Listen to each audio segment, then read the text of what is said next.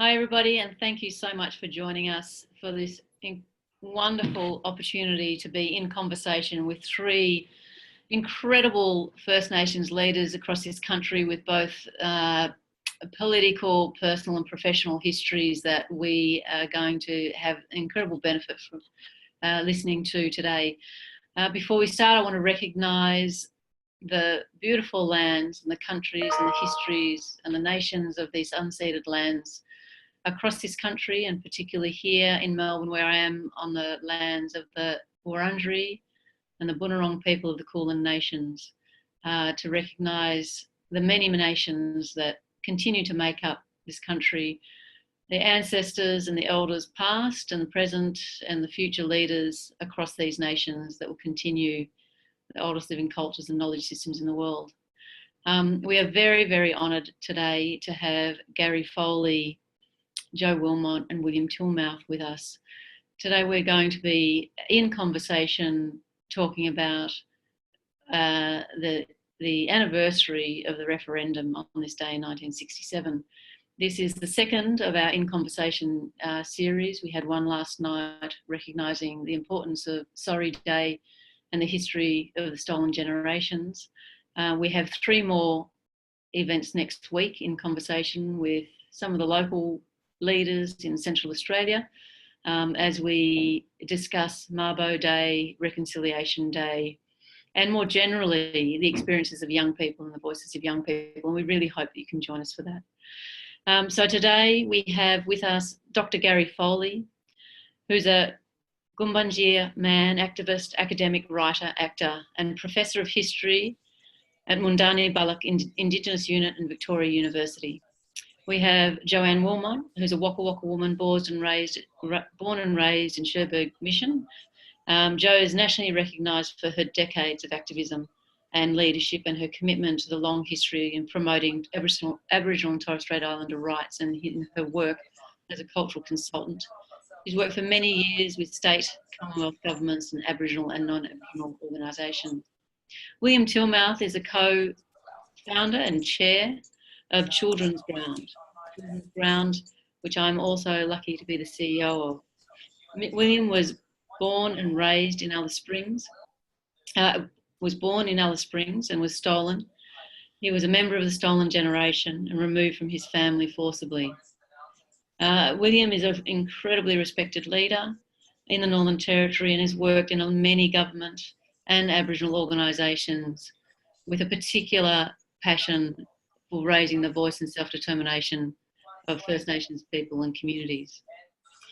So without any further ado, I'd like to get today's session started. You'll see that there's a Q&A button at the bottom of your screens where you can post questions. We're in conversation for half an hour, and then we'll field a few questions for 15 minutes before a final closing for 10 minutes from each of our wonderful panellists.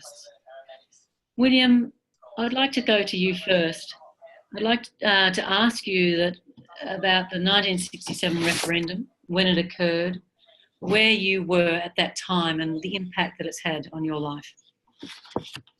In 1967, I was actually living on Croker Island Mission off the coast of Arnhem Land, 150 kilometres approximately from Darwin.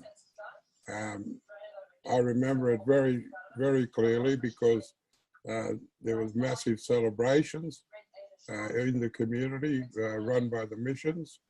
But I also remember it because that was at that same time we were moved from Croker Island to Darwin for two reasons. One, there wasn't a high school on the mission, and secondly, we weren't considered to be Aboriginal.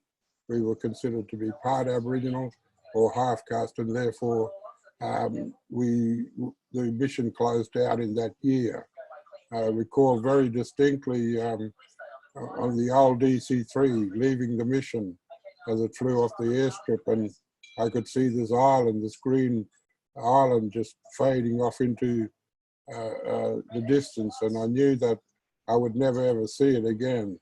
It was my home for the 10 years preceding that, and it was a home that I loved, and I enjoyed and loved the traditional owners of that island. Even today, they still recognise me and want me to go back, but I recognise that it's their land, and I really have no claim. They had loaned that to me for the time that I was there. We were moved to the mission, from the mission to Darwin, and we lived in Darwin, in cottage homes in Darwin. And so 67 was a year of celebration for some. It was a year of devastation for me personally, because I knew the home that I had was never going to be my own ever again. And it was that year that we were given the right to vote. Whilst I'm happy that we have the right to the democratic process, I also know that being a minority, we're at the whims of any government, whether it be Labor or Liberal or whatever, because we'll always be a minority in Australia. And that foundation that was built by via the process of democracy really is quite hollow in my estimation. I was asked about by an assistant secretary to the minister, what did I really want in life? And I said, I want agency in my life. And he said, well, you have the right to vote. And I said, well, remind me next time not to vote. Because that's how I feel about it, is that no matter which way I do vote, it's not going to happen the way that I want. I won't get agency in my life. And at the same token, we'll just go like a docile body with whatever whims that they feel is befitting to us. And I get quite sad and I'm elated that we have the democratic right, but I'm saddened that it means nothing. Thank you, William. Jo, I'll ask you to reflect on where you were and what the referendum means to you today. I was in Cherbourg Aboriginal Mission. I was an inmate at the Cherbourg Girls' Dormitory, and there was not much political information getting into Cherbourg, but there was certainly a lot of Aboriginal people who objected to the system of actually having to go through a process of having permits to go and visit their relatives from the dormitories up to what we call the camp where other people lived, or to go into town to the shops in the nearest white town and having access and moving across Queensland. In fact, if you went for personal reasons rather than being moved because you were required to be an indentured slave labour. So I think by the time the referendum came around, my head was full of a whole lot of constantly questioning what's going on and why we were in all of this movement, but not going anywhere really. And people who'd thought they'd successfully left the mission and run away, being brought back and put into shackles on the back of trucks and taken to other missions like Palm Island or Woorabinda. And for the first years of my life and being impressionable and young, those were horrific pictures. And when I actually look at pictures of the Holocaust, I think, there, I recognise those photographs and those visions of people being herded and being moved and being moved away. And young men and young women were also shackled along with the older people who had stood up to the authorities. So for me, I guess 1967 created this space where my mother finally was able to leave her employment as an indentured slave labourer, and come and pick us up with her new partner to leave the mission and get all of our documents ready to move out of the mission into Ipswich. And I didn't question it at any time, because I just thought it was really weird. When you're young, you're just constantly thinking, because so much for the first years of your life has just been reactive and trying to think and trying to get some clear thought about who are you, what are you doing here, how is it this exists. And every day of your life, church was the institution that was the glue that kept us all together in those mission homes, the girls' dormitory, the elders' dormitory, the babies' dormitory, and the old folks' dormitory. So when your head's full of all of that and you hear about people committing suicides and hanging themselves in prison on the mission, given that there was a prison right behind the girls' dormitory that was for women, who were treated horrendously and sprayed in the middle of winter by frozen ice and water, you certainly get this feeling of not having any agency, not even knowing what that meant, and recognising that you just shut your mouth and everything will be okay. So leaving the mission was a really huge, scary event, because it was something new. Instead of coming from an all Aboriginal environment, going into a big city, and there were non-Aboriginal people, it was fast, it was busy, we were trying to fit into, and going to school. And my first experience at the school I went to, I was told by the first teacher I had that I was dirty, filthy, I was worse than a dog, and I belonged in the gutter, and why don't we blacks just go back to where we came from? And when you're young and impressionable, it does something to your psyche. So you're constantly in shock, and your responses aren't yet developed and matured to be able to deal with it. So it was bittersweet, the independence, but then all of the monies my mother and father earned through their indentured slave labour, they were not able to access. So you had to find a house, you had to find a job, you had to set your children up to go to school. And without any economic independence or support, it made it a deficit process. So we were struggling in those first few years of our experience outside the mission and around the time of the referendum.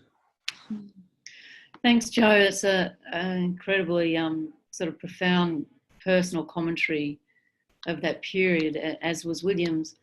Gary, I know there's many people who are incredibly excited to hear your voice today as someone really revered in the political movement in Australia. So I'll move to you now to reflect on the referendum, what it means today, and what it meant for you then. Well, listening to Jo and Willie's talking about their experiences reminded me that all over Australia, in different places, in different circumstances, Aboriginal people were being subjected to the policy of assimilation that had existed since 1901, bipartisan. And that policy itself had evolved out of the discredited pseudoscience of eugenics, which is a pseudoscience that reached its peak in the late 1930s and early 1940s in Hitler's Germany. So, not enough Australians know of the history of the Australian version of apartheid, which predates the South African version and continued all the way up until 1967. In 1967, I was a young, brash lad fresh from the bush, landed in the big smoke, the big city of Sydney, the big white city of Sydney. white because we were still living under the White Australia policy at that time. And the White Australia policy had ensured that almost all non-white people had been prevented from migrating to Australia. So Sydney was a big white place. I had moved down from my Gulmanja homeland in northern New South Wales on the coast, Nambucca Heads. I had been expelled 6 months earlier at the end of 1966 by a racist headmaster, but that's another story. You can go read that on my website. And so I'd landed in Sydney, and there was a small Aboriginal population in Sydney at that point in time. I'd say there are about 1,500 Aboriginal people living in and around the inner city areas of Redfern. For me, 1967 was a tumultuous year because I got my first taste of city life and my first real bit of taste of political education when I was given a fairly severe bashing by a couple of uniformed thugs from the New South Wales Constabulary. To be more precise, 2 members of the 21 Division, a notorious New South Wales police squad of which one of its former members, at least around that time, was a certain Roger Rogerson. But anyway, that gave me my introduction to the city. I learned very fast that black people were not welcome in this big white city of Sydney. Even though it might have been our own country, we were marginalised and confined to the inner city slums, Redfern, Newtown, around that area.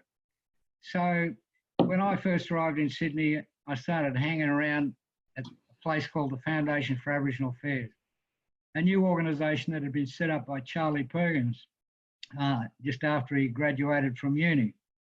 And that was a social congregating point for a lot of the Aboriginal people who were arriving in Sydney around about that time, escapees from the still stringent apartheid system existing all over the country. So there was a small group of, we probably could be said to be refugees in our own land, landing in Sydney, congregating around the foundation, meeting people from other parts of Australia, learning the experiences of what was going on in other parts of Australia to other blackfellas. That's where I met Colin McDonald, a young fellow who was taken away when he was a kid and ended up in the homes and landed in Redfern, as many of the stolen generations were doing at that point in time. Many people came looking for their families as they managed to get out of the clutches of the old protection board, would turn up in Redfern looking for their families, and we were able to help them in most instances. Sometimes just by looking at them, you could tell by their face who their family was. But you know, so then I got in through my involvement at the foundation. I got Faith Bandler, the legend of the '67 referendum, and probably as much as anyone else, the person who brought it about, managed to con me and some other young maniacs, because I was 16 years old, long way from my parents, and like most young 16-year-olds, you're more interested in other things. But Faith and John Newfong managed to get me and others to help out, you know, in fairly minor tasks, sending out leaflets, putting, this is in the old days before the internet, when you sent out a notice of a meeting, you had to print it out in the old Gestetner machine and then hand fold them, put them in the envelopes, address all the envelopes, put a stamp on them and carry them down and post them. So that sort of stuff we're involved in. And we did that on the basis that the older generation had said to us, look, if we can get a yes vote in this referendum, then things will change. Well, in New South Wales, through no fault of the goodwill of in excess of 90% of the Australian voting population, they voted yes. That's what made the '67 referendum the most remarkable referendum in Australian history since Federation. It was pretty much the first time that the Australian people had ever voted yes to a federal referendum question since 1901. And if you think that, if you consider that 90% of the Australian people, that's virtual unanimity in a nation like this, in any sort of nation that pretends it's a democracy, then that's about as close as you're going to get to a unanimous statement, assertion on the part of the Australian people. And one would have thought that the political leaders of the day, John Gorton, Harold Holt, our famous swimming Prime Minister, was gone pretty quickly, replaced by John Gorton. One would have thought that our Prime Ministers would take notice of such a significant expression on the part of the Australian people, unprecedented. And to this day, and it'll never be that sort of a result in an Australian referendum, I tell my students, will never be repeated in their lifetimes or their grandkids' lifetime. That's a once in a millennium vote. This is one of the reasons why the 67 referendum vote is so historically significant. And yet, as I say, the federal government, instead of heeding the expressed wishes of the Australian people, which were that the Commonwealth government should assume responsibility for Aboriginal people immediately, the federal government sat on their hands and did nothing. And the New South Wales state government arbitrarily closed down the old welfare system, the old reserves around the state, and suddenly more than 40,000 Aboriginal people in New South Wales were left destitute and were effectively refugees. And so over the next 3 years in Redfern, the Aboriginal population went from 1,500 to 35,000, swelled by this sudden influx of landless refugees from around the state. And it was in that big, huge, impoverished community in Redfern that the real revolution of the 20th century in Aboriginal Australia began. But that's another story, folks. Thank you so much, Gary. Can I just come back to a couple of the things that you've reflected on, and because I think for some people they might not. It's fabulous about just impressing on people this vote and how unprecedented it is, and how we will never be in that position again. And you spoke about Faith Bandler, and you also spoke briefly about Harold Holt, and I read a piece by you in relation to our political leadership and how it might have been different if Harold Holt had stayed as the Prime Minister. And for people to understand, that just that difference, for some people that don't understand why the Commonwealth taking that responsibility was a new thing in terms of the referendum, what Faith and others that led this movement had hoped for, and what you feel they might have considered to be the missed the opportunity that should have been given to First Nations people that never arose. Well, the key elements of the 67 referendum was to achieve a change in the constitution to enable the federal government to gain responsibility for Aboriginal people nationally. Faith Bandler and others in the old FCATSI, Federal Council for the Advancement of Aborigines and Torres Strait Islanders organisation, had seen at the time that part of the problem in trying to address all of the problems that were confronting Aboriginal Australia was the fact that Aboriginal people were under the jurisdiction of the states, so that Aboriginal people were subject to 5 or 6 different laws around the country that were varying in degrees in their policy of assimilation. And so the FCATSI felt that if the Commonwealth government could be constitutionally made responsible for Aboriginal people, that would enable there to be uniformity in policy around Australia, and it would open up the way for the Commonwealth government to provide funds to alleviate the problems that confronted Aboriginal Australia at that time, especially in the areas of housing and health. The health statistics of Aboriginal Australia at that moment in history were truly appalling. We had the highest infant mortality rate in the world. We had the highest rate of leprosy in the world, exclusively amongst Aboriginal people in Australia. We had the highest rate of trachoma. And virtually 99% of the Aboriginal community nationally was impoverished, living in poverty. This is after, 200 years of occupation of our homelands. And so it was a dire situation. And Fakatsi thought that by making it all under the control of the Commonwealth, it'd make things a lot easier and it'd open up the door for greater resources. But at the time of the referendum, the then Prime Minister was Harold Holt, who had just replaced Ming, Pig Iron Bob, Sir Robert Menzies. And Harold Holt was, from all accounts, quite surprised at the referendum result, as indeed I think was just about everybody in Australia. Not even Faith Banner and Fakatsi, or even any of the Aboriginal people who'd worked for the referendum, nobody expected a result like that. To achieve 50%, people would have been cracking out the champagne and saying, wow, we got there. But to achieve in excess of 91%, I think it was, that's just unbelievable. It's astonishing. And as I said, it was the first time in 67 years since Australia had become Australia in 1901. It's the first time the Australian people had ever voted like that in a federal referendum, voted yes. And for them to vote yes in that number, that, as I said, to me amounts to virtual unanimity in this sort of society. But when the result came in, Harold Holt was genuinely surprised and was determined almost immediately to bring about change. He called in Barry Dexter, who at the time had been a diplomat in Laos, an Australian ambassador, talked him into coming back to Canberra to head up a new special advisory committee in the Prime Minister's department. And that committee ended up being, ironically, 3 white men, but they were Barry Dexter, a former diplomat, brought in for his public service expertise to know how to smooth the wrinkles in the public service.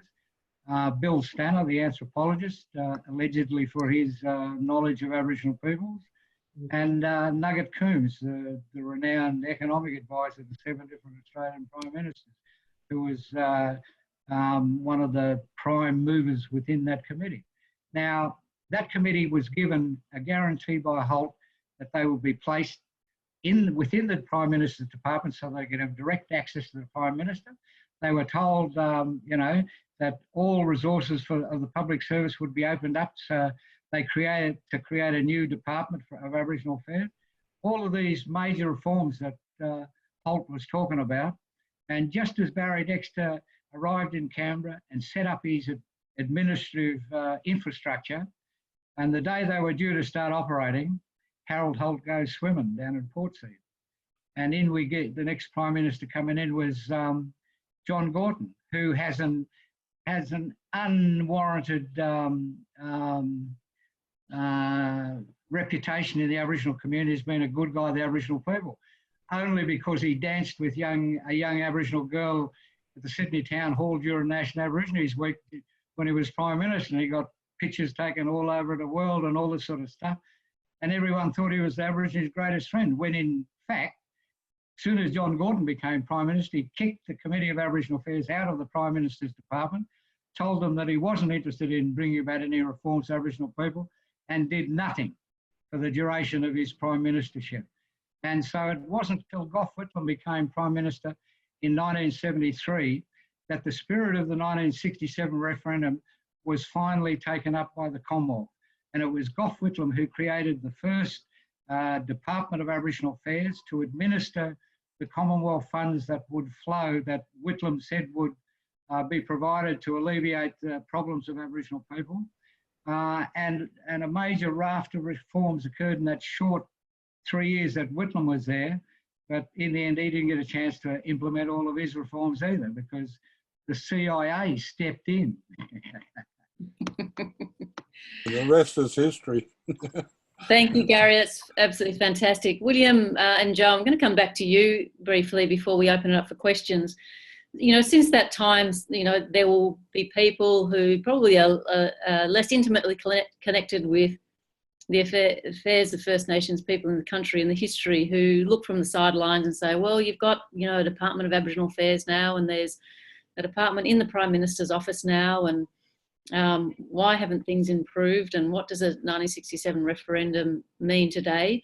And I know, talking with Jo, she reflected the other day about the work that was done by your generation without pay, with passion and commitment to justice and rights, and that some of those statistics that Gary has spoken about continue today, in some ways unaffected.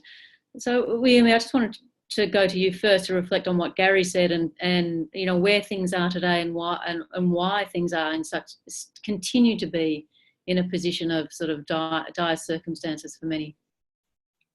First and foremostly, I'd like to say how privileged I am to be in the company of such a well-founded and well-educated and well-knowledged man like Gary. I think you really painted the picture. You put the context into the debate, and also you too, Jo. And I feel very privileged to just be in your company, at least talking and painting the picture to broader Australia. Whilst I think that the foundation at that time was set, we have yet failed to build on it. The Australian people have not taken the ball and run with it, and the Australian government is very much at fault for stifling our every move to advance. In fact, Aboriginal affairs is basically off the agenda in a lot of ways. That's it, the whole gambit of strategies that came up were slowly whittled away and became what it is today, mainstream more so than anything. All I want to say is that we want to dictate telling our stories, and we want to dictate what we think about our situation, and we want to own it. And people need to realise that that was part and parcel of why we wanted the right to vote, because if the Australian people can support us in that magnitude, I'm sure history can repeat itself. But it's the goodwill of Australians to come to the party and say, let's back the Aboriginal people and let's get behind them. Because once again, governments can render us powerless wherever they want to. And as I said earlier, we're a minority, and we will be that docile body just flowing with the currents of time again. And that's how I feel today that we are. We're very, we haven't given up, but at the same time, our voices have been diminished.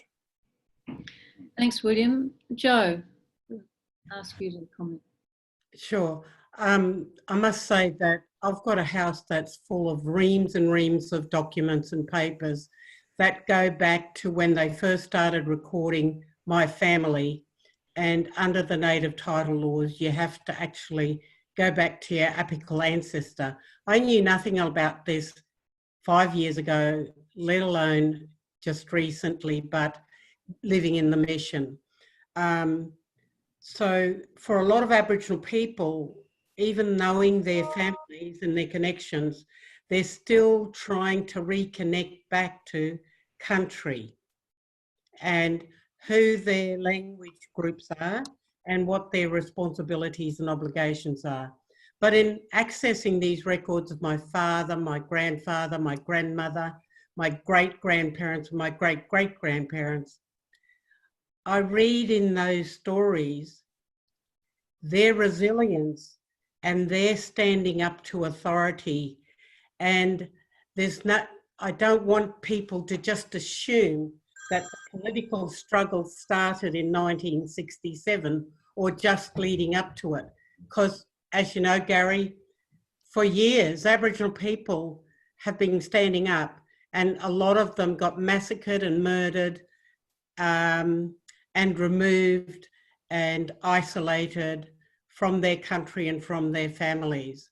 So I just want to make that clear, that Aboriginal people have been the warriors protecting their homeland and their peoples and trying to maintain that legacy that our ancestors for over 70,000 years left us to be responsible for.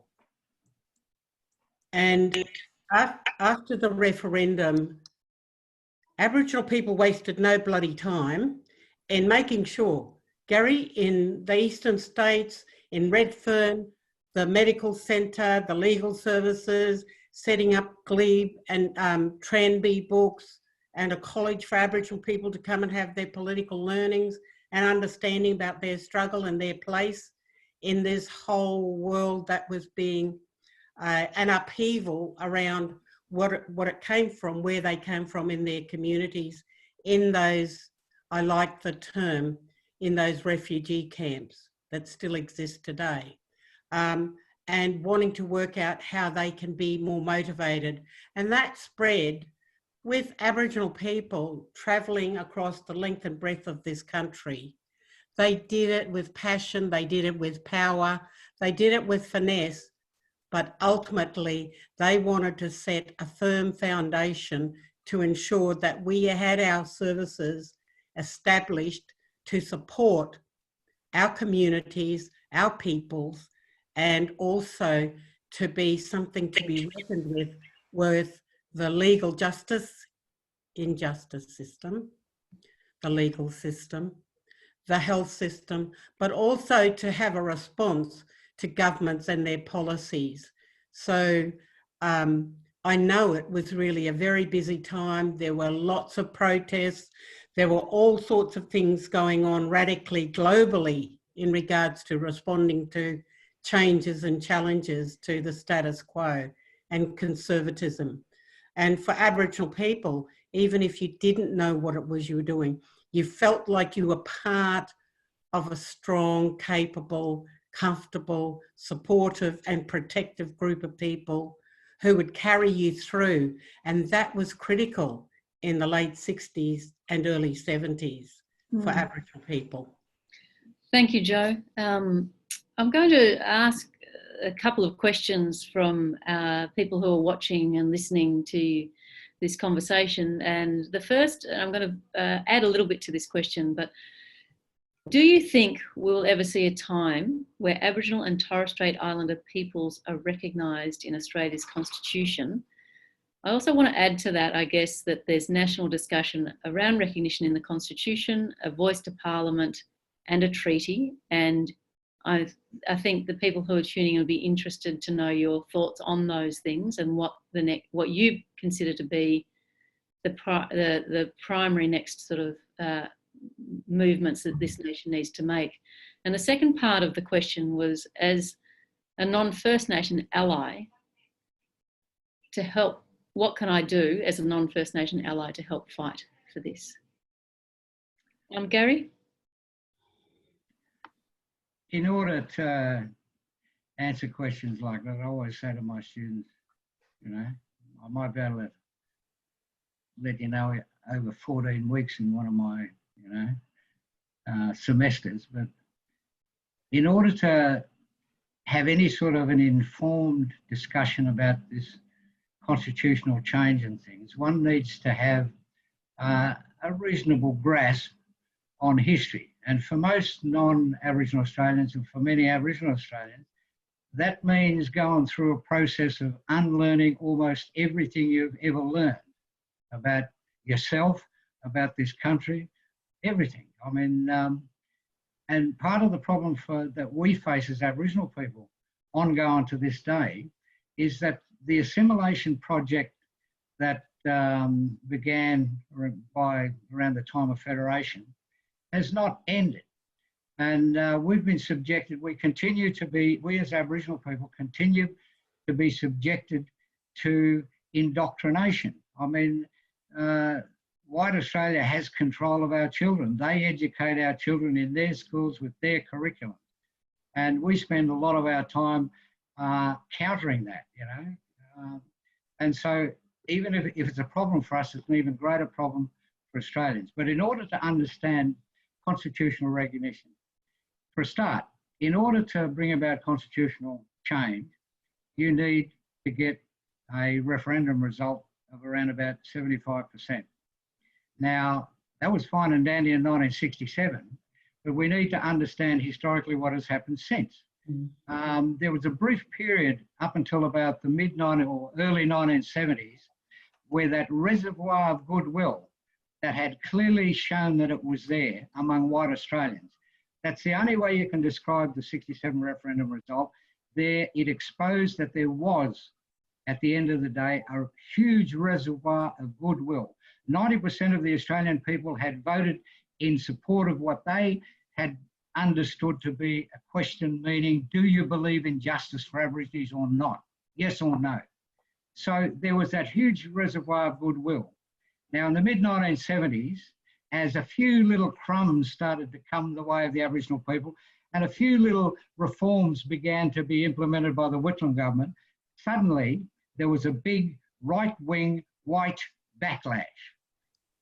It manifested itself in a range of ways, the history wars. Suddenly, after just a few historians like Henry Reynolds and Humphrey McQueen started writing history books that gave a little bit of the perspective of Aboriginal experience of colonialism in Australia, suddenly there was a backlash from Keith Winchuttle and other pseudo historians trying to say that this is all false.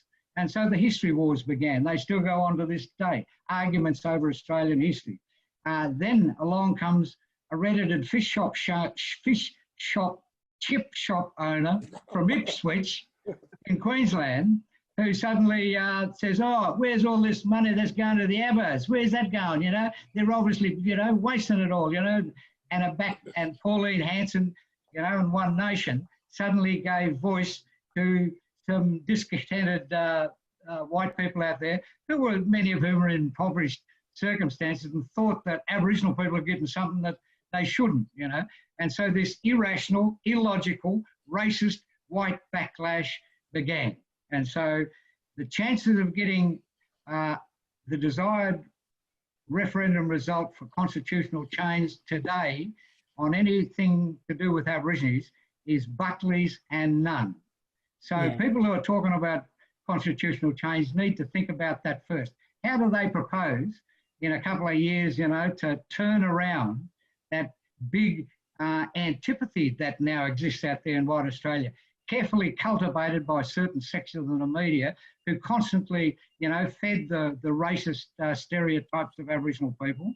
And so, you know, in addition to that, at the same time, at a time when Aboriginal people were beginning to assert their self-determination, which is the key thing about what we're all about, you know, constitutional recognition is not going to give us self-determination.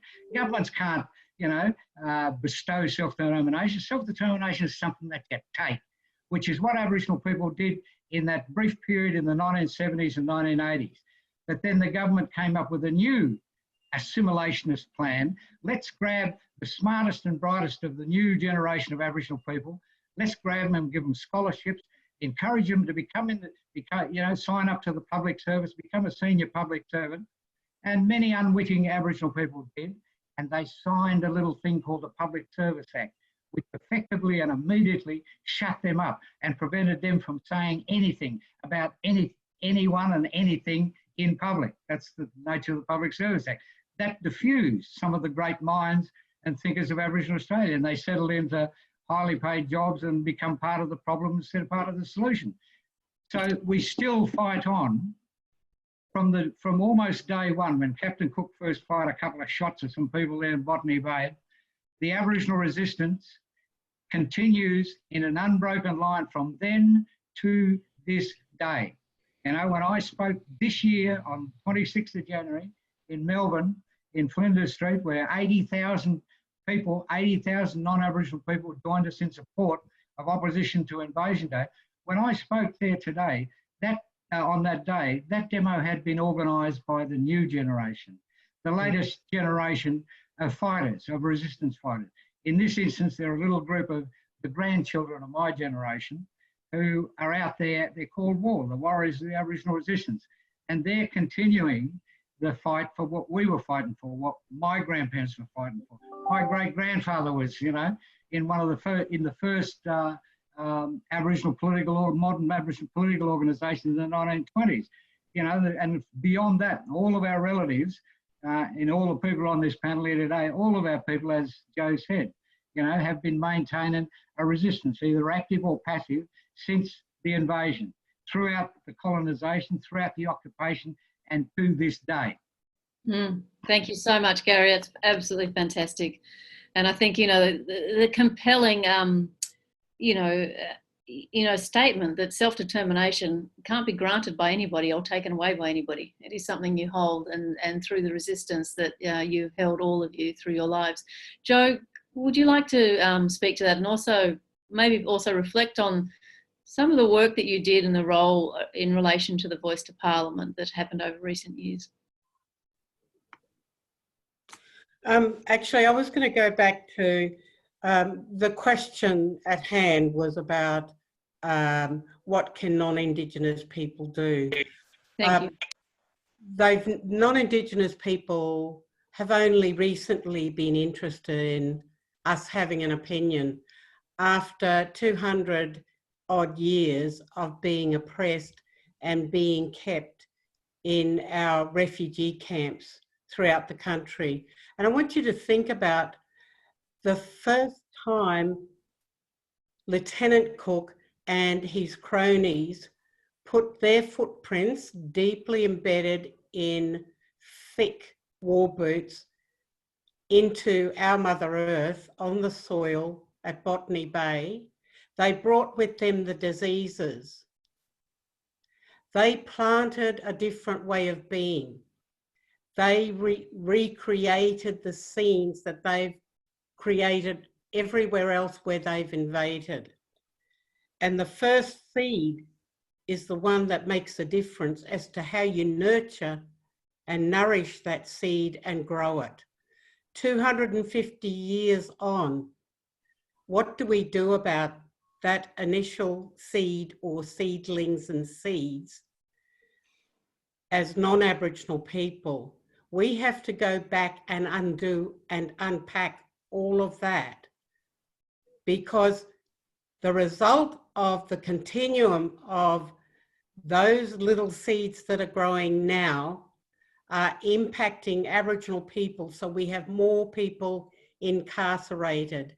We still aren't at the same table around determining the future for this country as rightful owners and responsible to our legacies from our ancestors, to ensure that our children and grandchildren, great-grandchildren enjoy the next 70,000 years that we've had the privilege of enjoying.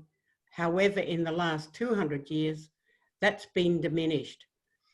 If I was the world government and I was looking at what the outcomes of funding the Australian government to look after, nurture, take care and build safe, thriving, healthy communities, I would say, based on the evidence for the last 250 years, it's a huge fail, especially when you compare it for over 70,000 years of stewardship, of caretakership of our ancestors in being careful in ensuring that our whole way of life was nurtured and supported and thriving. So in that context, I actually throw it back to non-Aboriginal people to think about, we don't have the economic power and strength, which really counts in this country. When are you going to stop sitting passively and asking questions? I've been running cultural training over the last, sorry, it's not Aboriginal culture, it's actually historical stuff, similar to what Gary does, for the last 30 to 40 years. And I still get the same ignorant questions. But don't Aboriginal people own everything, and don't they get everything for free? So, you know, how do we find the time to respond to this arrogance and ignorance when people, all they need to do is do a little bit of work on themselves and their history and why they are in this country and what do they do to contribute the health and well-being of this country. And our cultural processes of Aboriginal people have all been based on reciprocity. It's about contributing equally and being mutually responsible. And I don't want to welcome people onto country. I want you to first pledge your loyalty to country, land, law, kin, and ensure that we leave it the way our ancestors have left it for our future generations. So for me, I think the theft, the disease, the massacres, the incarceration of our peoples is that continuum. But I want to know, what are you prepared to do? We have been in the trenches. We have been struggling and fighting with the deficit armoury that was and arsenal that was available to us. And we are still existing, and you're not going to stop us from being tall, proud and strong and resilient and wanting to bring our younger generations to stand with us to move forward. But you've got to have that same power, love and passion for your mob to actually say, if we're going to take ownership in this country, then we need to challenge our arrogant behaviour as usurpers of someone else's land and culture. Thank you so much, Joe. Thank you so much. Can I say something? Yeah, Can I please. say something? Can I endorse and support what Joe just said, especially in terms of, people want to know what they can do. Help us save the planet from what you have done to it. But more precisely, I say to my students, you want to know what you can do? Educate yourself, then educate your people. I say, you look at what our situation in Australia today, one of the biggest problems confronting Aboriginal Australia is the biggest unspoken thing of all, racism. Now, racism is not something that naturally resides in our communities. Racism of the sort that is a problem for us exists out there in your community, the white community. So I say to my students, what you need to do is go out there and find yourself a racist. And I say to them, it's not real difficult, there's plenty out there. And I said, usually you need to do no more than just go home for dinner, sit around the dinner table. And I say to my students, just say at the dinner table, oh, I'm studying Aboriginal studies, and see what happens. And 9 times out of 10, they get the desired result. They get the desired effect. I say to them, okay, you found your racist. Now your task is to try and educate that person. Try and bring them round to your way of thinking and understanding. Try and raise their level of knowledge and awareness so that they become aware enough to not, harbour such racist notions. And they say, oh, but that's really difficult. I said, of course it's difficult.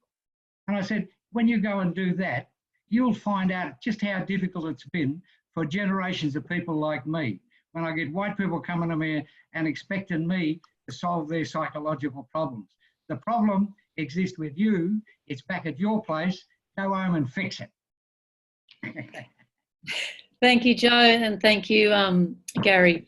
And certainly, as the only non-First Nations person just moderating this panel, and, the message very clearly in my work and personal experience with Joe over 20 years and William is knowing that the systems of law, society, governance still exist across these countries, and the issues that are faced by First Nations people are created by those of us who are privileged from the theft and dispossession of these lands, and it is incumbent on us to do the hard work to redress that. It shouldn't be placed at the feet of First Nations people. And I think we're all receiving a fabulous lesson about the next steps that we need to take. William, I think we'll probably run over time by about 5 minutes, if that's okay with the panellists. But William, I want to ask the next question to you. The fact that government after government has failed Aboriginal and Torres Strait Islander peoples, do you think it will be possible to bring about real change by working around or outside government services and processes? I think it's the only way to go, because the conditions of funding and the restrictions that governments put on Aboriginal people in terms of programs, and that there is embedded in it a lot of assimilation ideas and ideals that restrict you from being flexible enough to achieve what you want to achieve as an Aboriginal person in conjunction with the Aboriginal community. And I think that therein lies a big problem in the way that governments fund Aboriginal programs and look at Aboriginal people. And it's sad to say this, but I'm finding that governments do not listen. They think they know what's right for you. They are good at prescribing solutions, and ultimately at the end of the day, that's what they do. And just because they got elected doesn't mean they have all the intellect that goes with that. Some people are very bereft of any form of intellectual capacity, and go at the whim of what the public service tells them. And if that public service is embedded with some very extreme views on how Aboriginal people should be treated, then that's the status quo for the day, and you've got to, they maintain it. You don't need to, and I'm not being facetious here, Gary, you don't need to go to take people to dinner. You just have a look at Aboriginal organisations. They are full of white people who dominate the way that those organisations run. They're full of, I call it snow-covered mountains. And right at the top, there's one little black raisin sitting there who professes to be the leader who, and I talk about the thin black veil of community control, because it is veneer thin. It's just there to rubber stamp whatever's put before them by white people who have nothing better to do but than to live off the backs of blacks. And those people are in full existence in many, many Aboriginal organisations. And it's sad to say that, because whilst we talk about we're there for the community very rarely gets a voice in anything because of the domination of certain people who have certain agendas and wish to become experts on our lives. But having said that, I also find on the opposite side of the equation that there are those people who do listen. I've found a lot of goodwill in my life in terms of people who could see beyond what was happening and have come forth. And it's one of the reasons why Children's Ground does exist. We operate outside of government funding because, one, we're not recognised by the Aboriginal organisations as being an Aboriginal organisation, and yet we have more Aboriginals involved than anything. And at the end of the day, we have to seek funding outside through philanthropic and other means. And those people that have come to the party are doing their bit. And it makes me proud to be associated with those people who can see that, you know, Aboriginal people do need that hand up and to be held up, because governments ain't going to do it. Governments will run with their own same old tired policies that are just a variation on last time. They give it a new name, they brand it with something new, but it's just the same thing. It tells us how to live, where to live, and how to spend our money and what to do. And ultimately, if you don't do that, you end up in jail. So that's the thing with Children's Ground. I am extremely proud to be associated with some very, very goodwill people who have supported us, and I want to thank them because it's given us a voice in regards to how our children are educated and the foundation that we set for them. With the referendum, the legislation was there, the foundation was there. We failed to build on it. The Australian community failed to build on it, and that goodwill of 91% or more was there. It's gone. We need to rebuild that, and rebuild it in our own way that can sustain it a lot longer. But governments ain't going to help until they have a really complete change in the way they look at Aboriginal people. So Thank you. just in a nutshell, that's it. But I just feel very angry that we are being colonised not only by white fellas in organisations, but by our own people who protect them. They're the new native police. Thank you, William. The richness of this conversation is going to leave everybody with much to think about and reflect on. Before we close, I'm going to ask Joe to comment and then Gary as our final comments on this session. Joe, over to you first. I want to see more positive discourse and narratives in the broader spectrum of conversations across Australia, so our children feel that they are visible and they are valuable and they're acknowledged for their ancestors' wisdom, and that they don't need to be a part of the oppressor's life and be recognised as fitting in and assimilating into their way of being and doing. It saddens me that non-Aboriginal people can't just get it in their head that for over 70,000 years, Aboriginal people stayed here. They didn't colonise Europe. The Europeans came here, and they've got to ask themselves some real questions about why did they come and what have they done to contribute to the ongoing sustainability and economic development that Aboriginal people had sustained for so long. And why is it that Aboriginal people are the most impoverished and disadvantaged in this country? And still today, we see Aboriginal people being killed in custody. I mean, it's on videos, and police are not charged with murder. There was a case in Central Australia where 5 young men killed an Aboriginal man in the Todd River. They came from good families, they were good blokes. So what do you think that does to young, impressionable Aboriginal men and women? Our kids are hearing these stories throughout their lives. How would you like it if your children kept hearing those stories about the brutality of your own kind being imposed by our mob?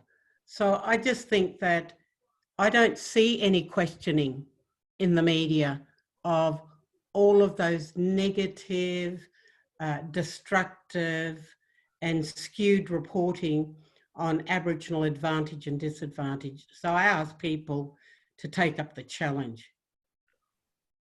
Thank you, Joe. And just because you commented, I wanted to recognise that young man who was killed in the Todd River was the son of one of our co-directors and elders at Children's Ground, Teresa Ryder. That was her son. And she subsequently lost her other son as a result of that. And she's still fighting and seeking justice in the system for the lack of recognition and response for that horrific event and the trauma that continues for her today. Gary, final comments. I would say to people, if you really are serious about wanting to support us, educate yourselves a little bit about how the Aboriginal self-determination movement, which is one way of describing what was happening in the late 60s, early 70s and through the 1980s, how that developed so strong, how that was then subverted by government pouring enormous resources into subverting that those efforts. And consider this, Aboriginal people are perfectly capable of solving our own problems as long as we are given the resources and the means to do so. And if part of those resources and means that Aboriginal people want to assert their own political and economic independence, then so be it. Accept that. Support Aboriginal people in their efforts for self-determination. And as Willie described, you know, there's no shortage of white people in Aboriginal organisations all over Australia. But remember this, there's an old saying, the only sort of white people you see in Aboriginal organisations are one of the 3 M's. They're either missionaries, mercenaries or misfits. And I've traditionally found that the best of those 3 categories have been the misfits. Among the misfits have been some of the good people, but the rest are no good and they are parasites on our movement. I said 30 years ago, it was true 30 years ago and it's worse now. I said 30 years ago that if every Aboriginal person in Australia dropped dead tonight, then... Can't hear. Sorry? We can hear you, Gary. I think Joe's just lost audio. Joe, how could you lose audio just at that point? Oh, look, I was Crucial moment. Riveted. I was riveted, and obviously no one wanted me to get your vibe. You're too radical for me, mate. I was halfway through a great one and I've forgotten it now. 30 years ago, am I still going? Yeah, you're going, go, yeah. 30 years ago, I said that if every Aboriginal person in Australia dropped dead tonight, there'd be 2 million whitefellas on the dole queues tomorrow. That is the extent of the Aboriginal industry. The Aboriginal industry exists, but it's not Aboriginal people ripping off government monies. It's the vast army of parasites, the missionaries and the mercenaries who infest our communities, who prevent us from being in a position to be able to exercise true self-determination. So the message to all of our empathetic supporters out there, support Aboriginal people's efforts to solve our own problems and then go out and assist us in solving those problems by addressing the problem that lives in your community. And that's a bigger problem than anything we've got to solve. Thank you. Thank you. Thank you. Thank you so much. I know that everybody that has joined in to listen to this conversation will be more informed, more aware. It's been a challenging, truth and honest conversation from 3 brilliant minds, incredible activists and political and community leaders. I know William doesn't consider himself to be an elder, but certainly in the space, neither do you, Gary, and I don't think Joe does either in the context of cultural elders. But you're certainly leaders in Australia, you're leaders for us, you provide us with our history and our future and a path. And for me as a misfit within this context, I thank you for the ongoing generosity that you give to those of us who are non-Indigenous to reflect on our own truths and our own roles and our own responsibilities. I can't thank you enough. It's been a complete and utter honour to have you here today.